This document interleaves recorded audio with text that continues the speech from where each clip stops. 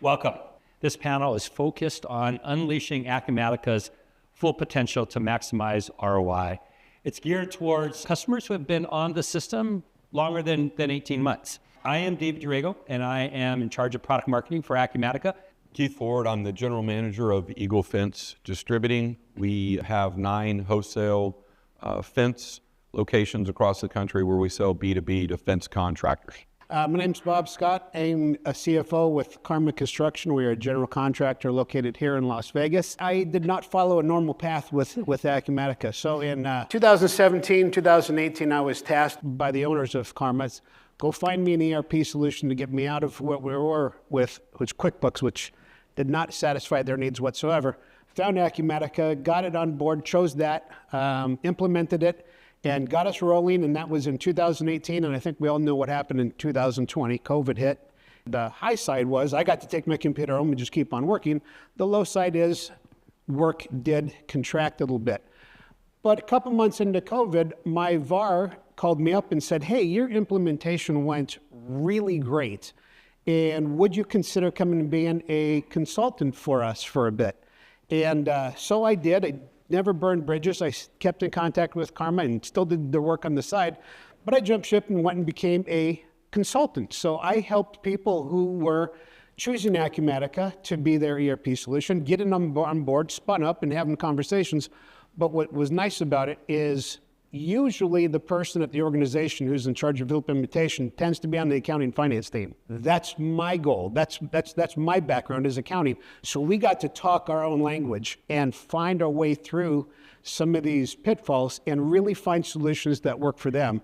Did that for about a year, jumped back over and back doing what I did, but still kept that contact. So I have not the usual experience, but a lot of what we're going to talk about, this ROI, pulls from both sides of this experience. So that's super valuable. To be able to speak to how different companies are doing things is huge.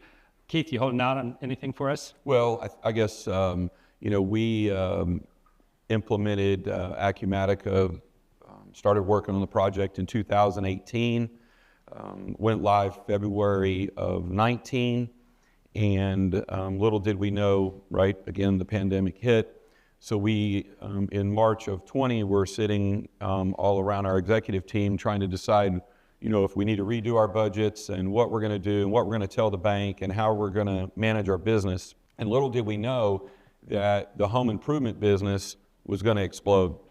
So we're sitting here trying to manage supply chain, leveraging Acumatica to increase our margins and find new business. And man, if we didn't have Acumatica, we'd have been in trouble. We were running Sage before that.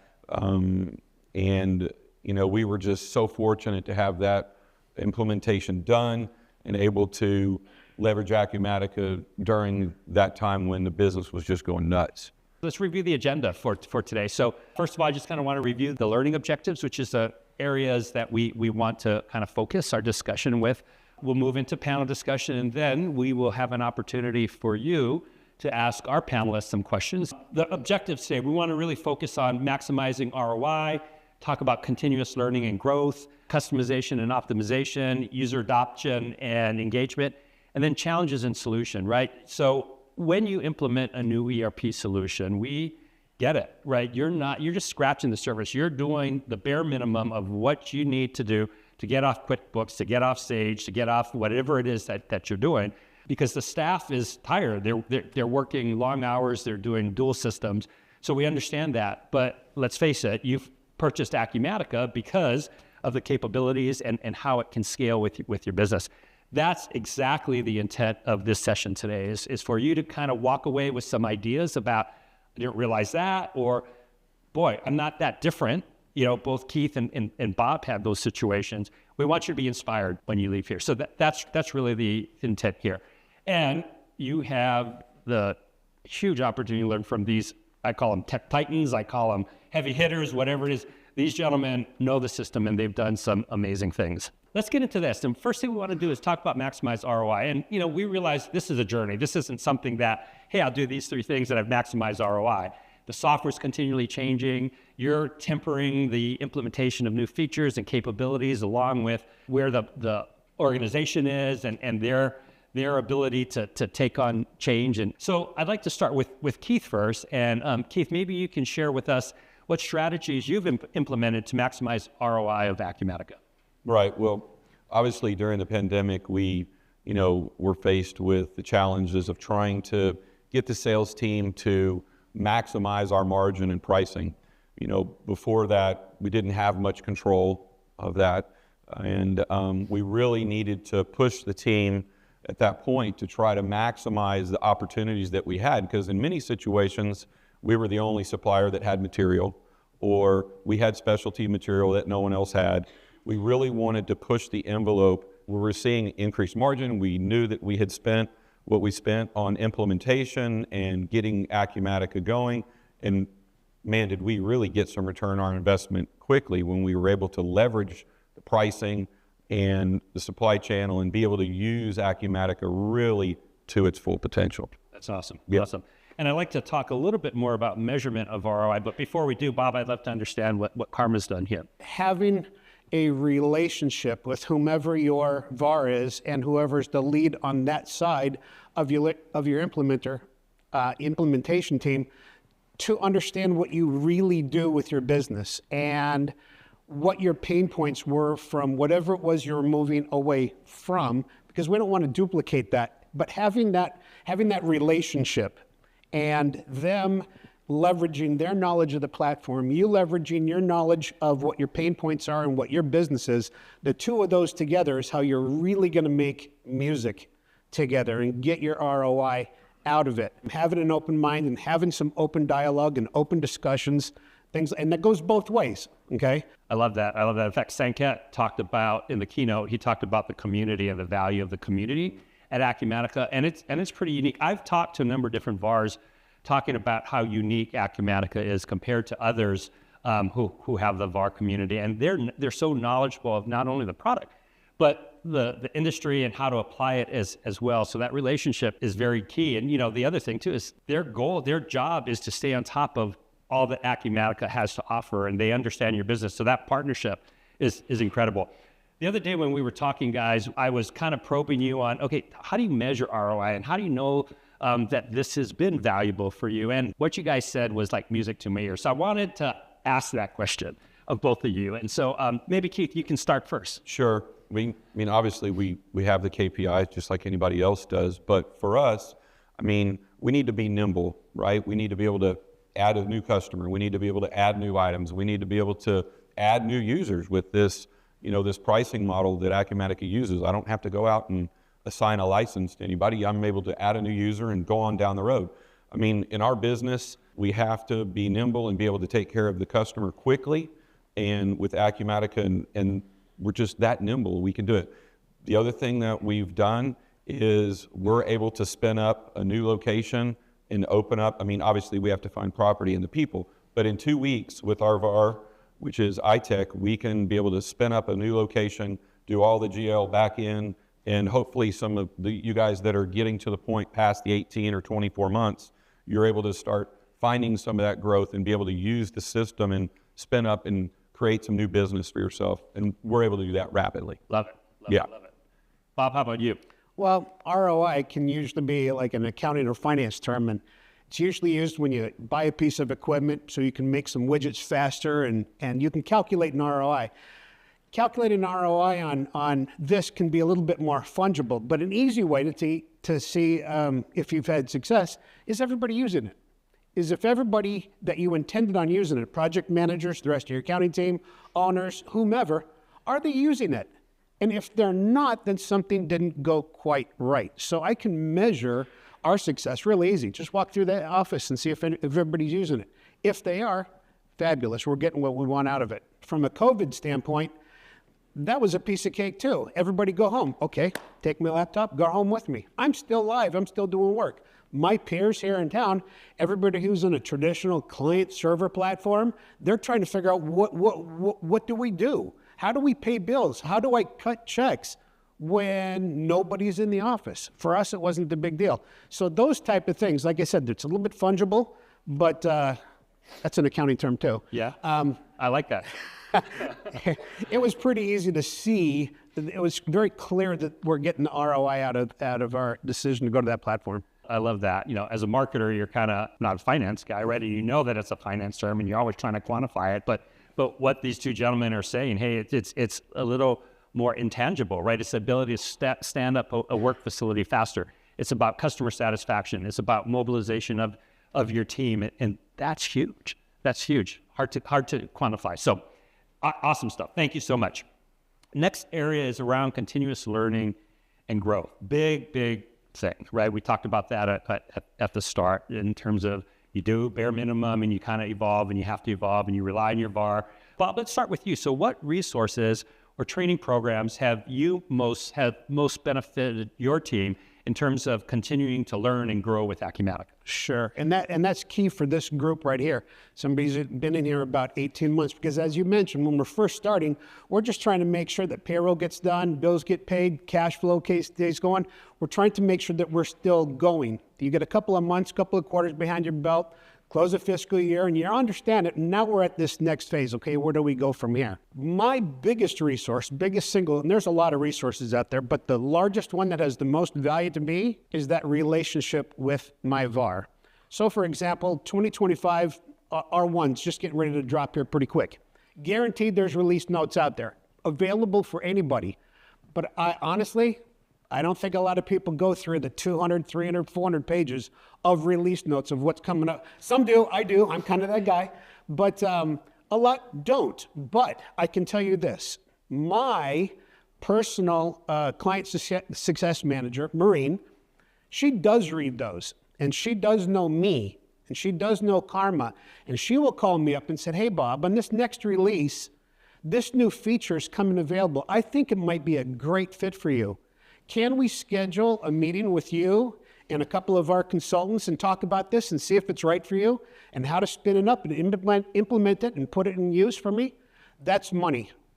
That's money to me. So when we're talking about continuous learning, a lot of it happens intentionally where you go out and look at it and you look at the release notes or things like that. Some of it is fed to you, but the real value comes from that VAR coming and telling you, here's a new feature that I'd love to spin up for you because I think it'll serve you well, because she knows me and she knows Karma.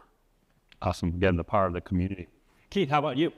Well, ours is probably, for our training programs, probably more a user-based type situation where, we're bringing on new employees and new staff. So we work with our VAR to, use traditional methods. We're creating videos and documents to be able to stand up and have one for an office administrator and one for salespeople. And we have all of those traditional type things set up that probably most do.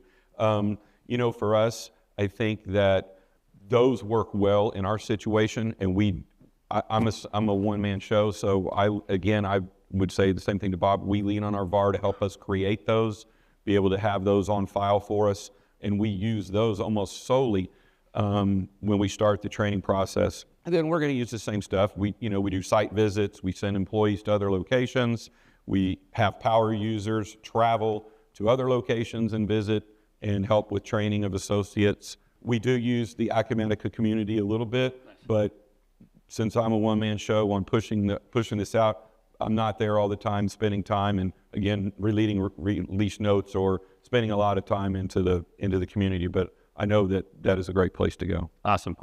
Given my unique background, I'm the platform expert at Karma. And so sometimes I'm just walking through the office and I just hear grumbling or a light conversation about why does this take so many steps? And so I'll just sit down with them and try to figure out, show me what you're doing. It's not really a pain point. It's just, it seems like it could go easier. And sometimes it's just a conversation. They didn't know of a certain feature or something along those lines. It can be as easy as, we're going to talk about this later, customizations, but as a general contractor, I don't buy quantities of anything. So get rid of the quantity or unit pricing, thing on your data entry screen. It makes it just that much easier. The flow is just a little bit smoother. But the important part on this training thing is to have an open door. I challenge people. If you have something that you're going, God, I wish it would do this, come talk to me. Because chances are it might. Chances are if it doesn't, maybe there's just a small workflow that we do that makes you and the operators. I'm in the information business. I provide information. So if I can help project managers do their stuff easier, faster, smarter, enhance margin, preserve margin, I'm all about it. So if I understand where their issues are and get back to success, you're using it. I want you to use it. So tell me why you wouldn't. I'll see if I can fix that. So having that open door and inviting challenges so I can find that solution is huge. Way to tee us up around customization and optimization. So Bob, let's start with you. You know, what optimization techniques have you found most effective? I walked right into that, didn't I? Yes, you did, sir. Yes, you did. In enhancing system performance and user experience. So that was one of the things, as I'm evaluating what platform to go with, that was one of the things that I really enjoyed, is because on a lot of other platforms, the data entry screens are fixed and there's not a lot you can do about it. Maybe move it to a different screen or things like that. But what I liked about it is, to a large extent, you could customize your data entry. Maybe, and here's what's nice. If you want people to use it, make it easy to use for them. So maybe some data entry people are used to entering it in a certain order. Well, just put it in that order. They don't have to relearn. What's nice is I don't have to change my way of doing business to fit the platform. The platform could adapt to me, within certain parameters, of course, but it could adapt to me. So simple things like, I don't need unit price or unit quantity or unit amounts. I'm just going, I got a subcontractor stuff, I'm paying them $10,000 and it goes to this job, boom, done. It's simple things like that. A long time ago, I think this is clearly before most of you were on there, it was some things like the PDF annotator. So before, Acumatica has the ability to take a invoice that we get from a vendor and attach it to it, which is great for records preservation or going back and looking at stuff. But you would have to have like two screens. You'd have the screen over here for the data and this over here. And in my role, I found out an anomaly detector, okay? As an anomaly detector, I find an anomaly and I drill down and say, okay, here's my offending transaction here. I can click up there and I can see, okay, there's a file. So I click on the file and it says, okay, you can download it. So then I download it and then I go to my directory and pop it back up. Pain in the butt. PDF annotator. All of a sudden, I can open it up within the platform. But some of my AP clerks didn't know that was a new feature. So I'm watching them struggle this one. Not really struggle, but going through the thing I went through before. File, open, download, open over here, and then do it. I'm going, did you know that the sidebar over here, this is what it does? Oh my God. I mean, it's simple little things like that. It opens up a little side panel and there it is. And you can put comments on it. You can highlight it. You can circle things. If you're going to put it in, it was rejected or something. So I can make a note that it was rejected, send it back. It's wonderful. But that ability to customize the platform to the individual user. So inquiry screens, I use inquiries different than my AP clerk does. When I was on the implementer side, I loved having this conversation with the controllers who are doing month end, okay? They would need to close a month. And of course you can go into AP bills and it shows all of them. You could have 25,000 AP bills up there. Don't care about all of them, do you? The AP clerk, what do they care about? The ones that are open, okay? I don't care ones that are paid. I don't care ones 5 years ago. Just show me the open ones, okay? That's now on your screen, not everybody's. Controllers. What are you really after? Do you care about the open ones? Do you care about the paid ones? No, you care about the ones that aren't open or aren't closed. So the stuff that's been rejected, on hold, hasn't been released yet. Those are what I call my problem child, because if I'm trying to close the month, these things are going to hold up my process. I don't want to run reports. I don't want to dig for these. Boom, it's right there. It's on your individual platform. Not everybody has access to it, but if I do create a wonderful inquiry that has a ton of value, click a button, share it, boom, now it's on everybody's. Right. That level of customization and making it tailored to every individual user, how they use it, keeps people using the platform, and that enhances my ROI. I'm tying a lot of this stuff together. It's awesome. It's awesome. Keith, how about you? Well, for us, most of our customization type stuff comes from, some of the dashboard type stuff. We've done some trucking customizations since we do deliveries with our own trucks.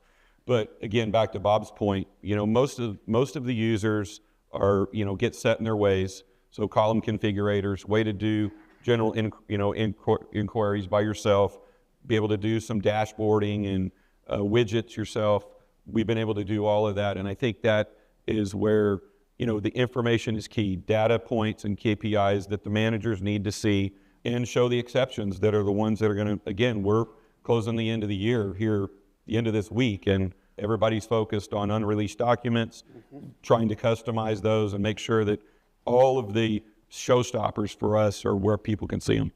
Bob, as you were talking about, the PDF annotator, big part, I would imagine, of user adoption and engagement, right? But I think this is a big one. And I'd love to start with you, Keith, on this. So what methods have you used to keep high levels of user adoption and engagement over time?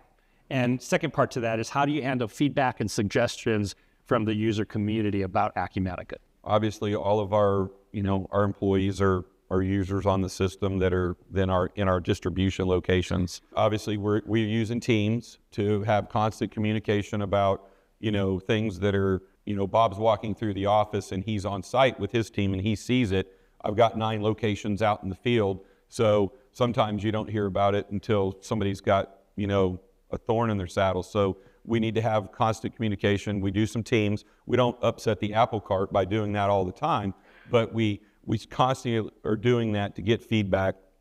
On the second part of it, I've found that having a single point of contact for the information coming back from the team before it goes out to our VAR is really critical. It cleans up the whole process.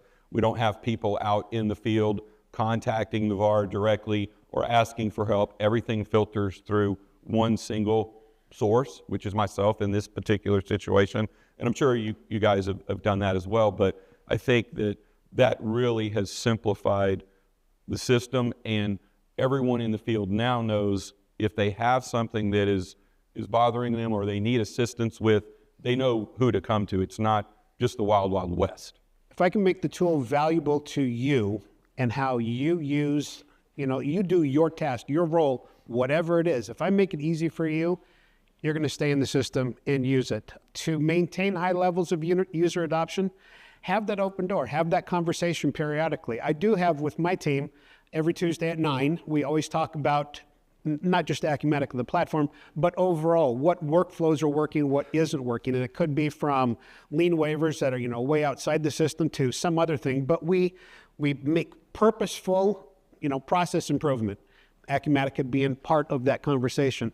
And then just simply having an open door. And I don't need to throw that message out there every time, but I make sure that everybody who does come to me and say, hey, here's a pain point, or can we make this a little bit easier or skip a couple steps, I make sure I return value to them. So if they ever encounter that again, they know, come to me. They know Bob's going to come up with something, right, somehow, some way to make your job easier, because I am fully happy in a support position for that. I'm not in operations. I'm on the back end. You guys are operations. So I'm going to do whatever I can to help you be the best you can. If I make you look like a rock star, then we're all golden. Love it. Bob, let's have you share some of the challenges and solutions you've encountered with getting more out of Acumatica. Nobody likes change for the sake of change.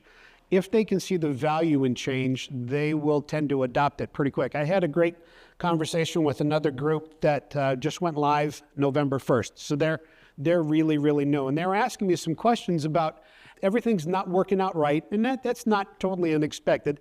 Some people have this nasty taste in their mouth that this isn't going, I was sold this and school like that. And he said, how do you see your way around it?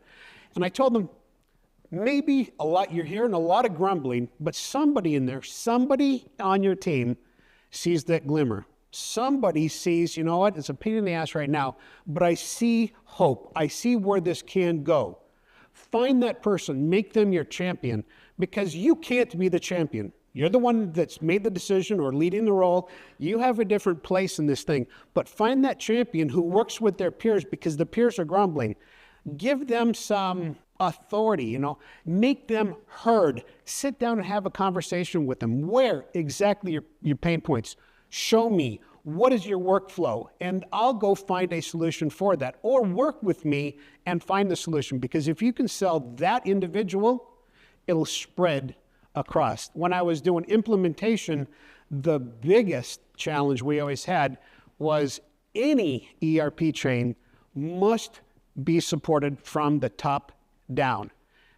If it's fed from somebody I want to change in the top, the upper level is just like, whatever, and you don't get that support because it takes a lot of effort. You mentioned dual entries. Yeah. There's a lot of effort, a lot of time, a lot of inefficiency that goes into this in the hopes of what it could be. But it's disruptive. If you don't got the support from the top all the way through the organization down, that's going to be a tough sell. Yeah.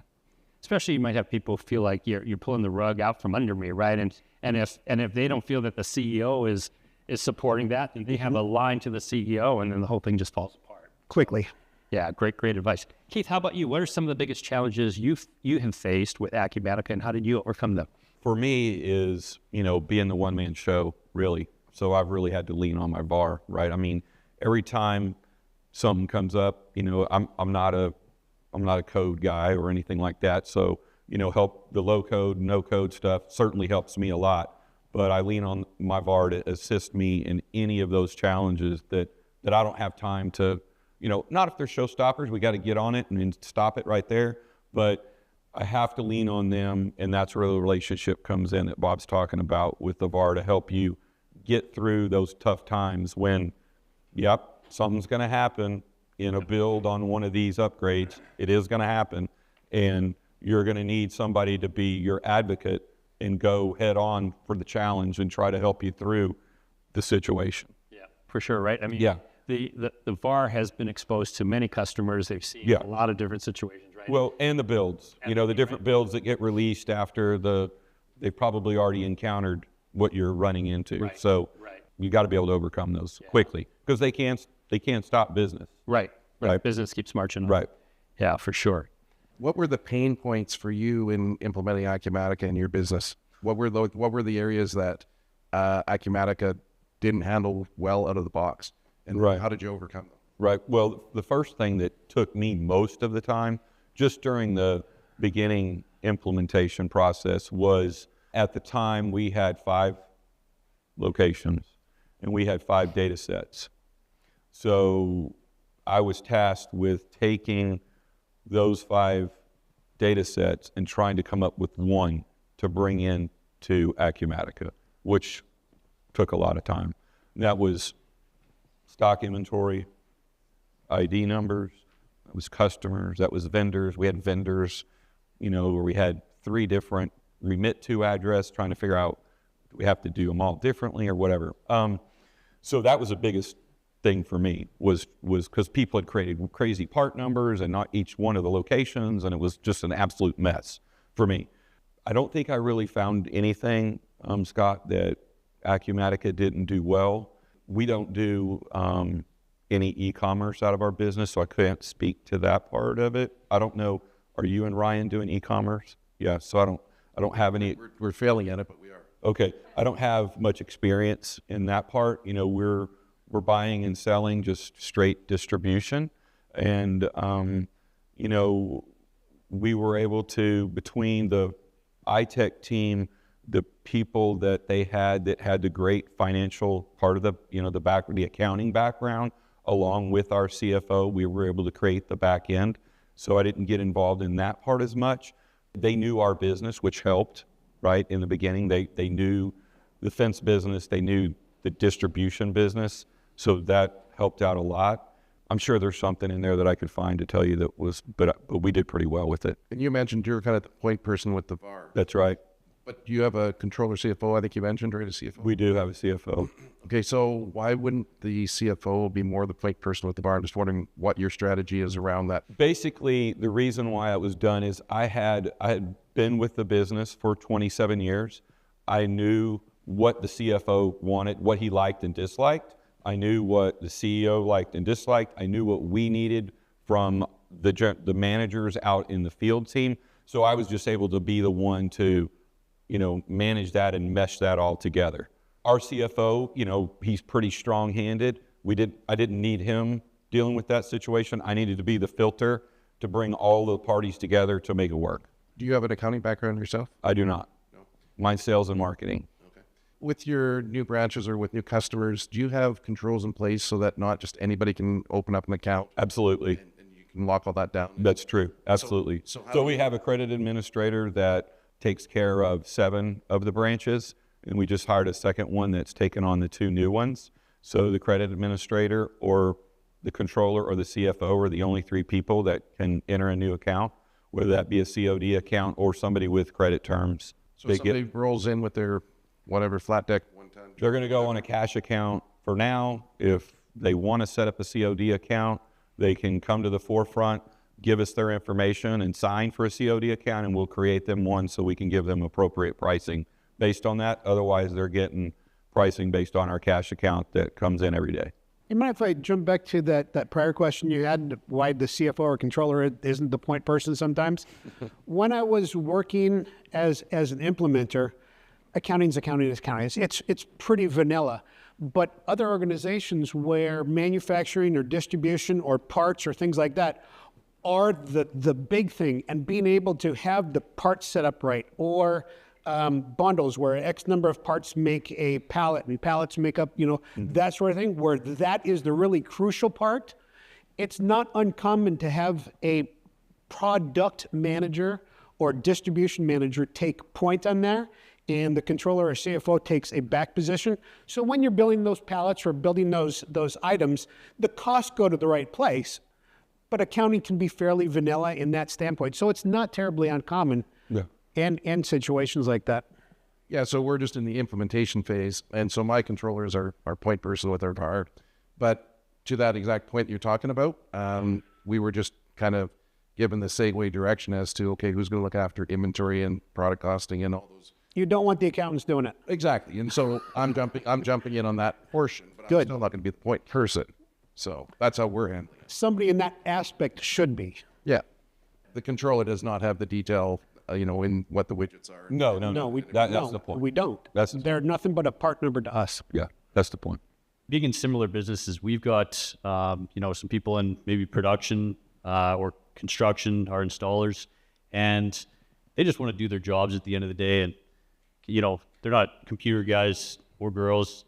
They don't really like paperwork. How do you get those people to buy in to using Acumatica?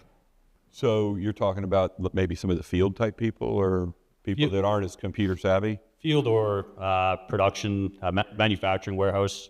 Right.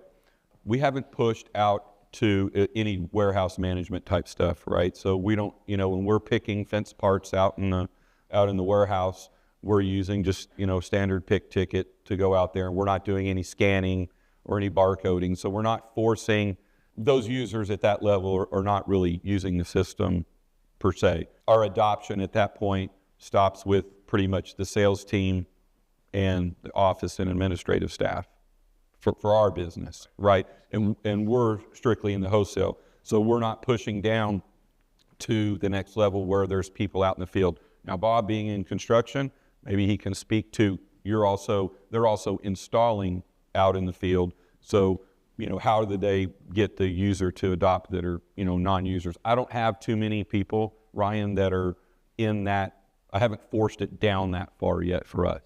This is more just a personal philosophy, and it works for anybody in my accounting team or anybody else I'm trying to do it. You're not going to be able to force them. If they don't want to, you're really not going to do it. So I have found the greatest success, though, in educating them what their role in this giant cog is. If they just see themselves, I'm just doing this, nobody's paying attention to me or whatever, it doesn't work. But if you can let them know what, from my accounting team, if this goes in incorrectly, here's what happens to the project managers looking at their job. They now see disinformation and can make poor decisions based off of disinformation. We could pay somebody more or less than what they're asking for, or outside of terms, and we lose, something. As long as they understand the importance of even just the menial task of an AP bill entry, if they understand their larger role and that we're all in this together, I've got a lot better buy-in together. Now, somebody out in the field, understand, I know you hate computers, I know you don't want to do this, but if you don't tell me what your hours are, then you don't get paid. Oh, well, let me take care of that, you know. It's not holding them hostage or something, but they need to understand.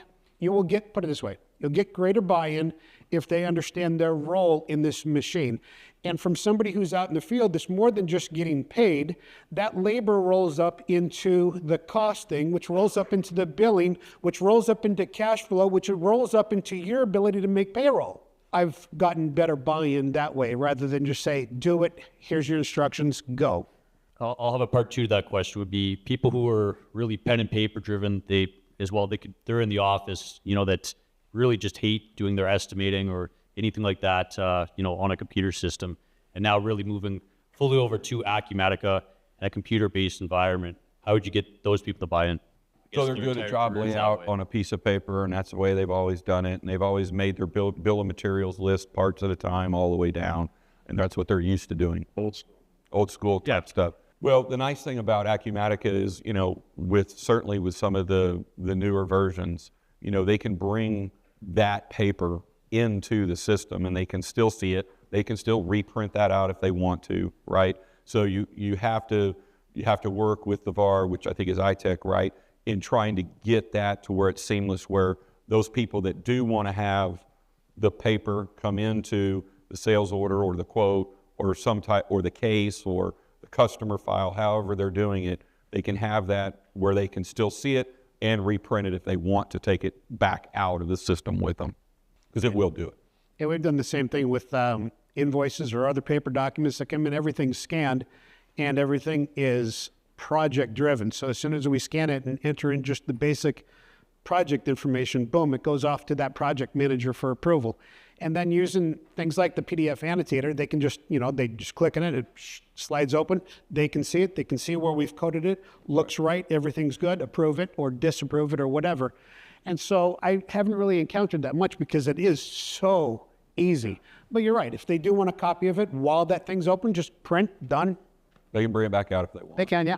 When your guys are shipping stuff out, you mentioned that sounds like they're still manually writing it down. Mm-hmm. Pick tickets. Yeah, and then so they bring in that written form and somebody then inputs it. Is that what's happening? So when you ship, it prints on the shipping confirmation. So all they're doing is if there's something that's changed or didn't ship, then they have to do something. Ship's 100% complete, they don't have to do any data entry. Right, so they're just checking it off. So they're manually writing it down. If everything's the same, just leaves it. But somebody's got to reconcile that. They have, the person that's doing the invoicing. Have you thought about using tablets in the shipping? Or Yes, but again, I'm a one-man show. I'm a one-man show, so I'm not quite there yet. So how about a big round of applause once again for our panelists?